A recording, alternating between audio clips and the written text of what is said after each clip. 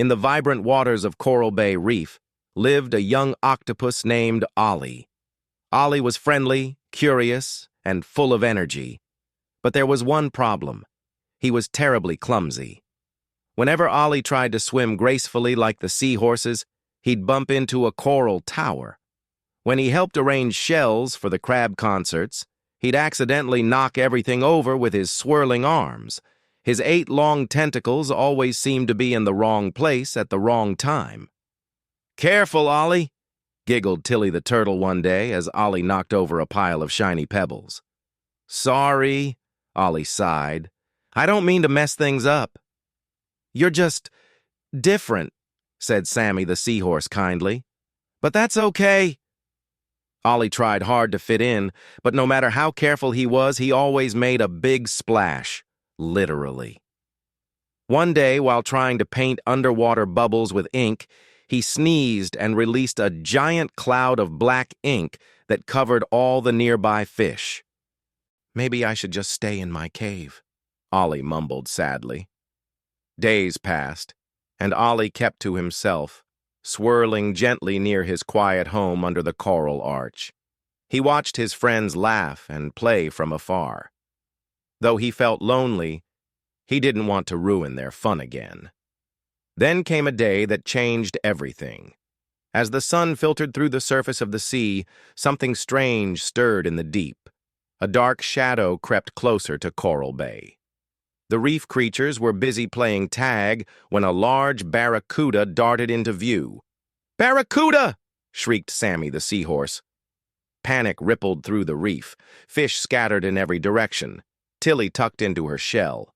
The clownfish dove into sea anemones. But the barracuda was fast. Too fast. From his cave, Ollie saw the danger and panicked.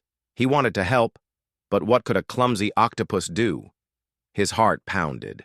Without thinking, he shot forward through the water, his long tentacles whirling like underwater ribbons.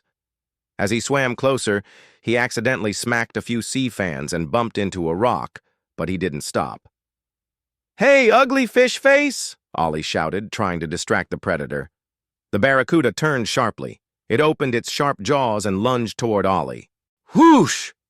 Just as it was about to strike, Ollie swirled and spun, and released the biggest splash of ink he had ever made.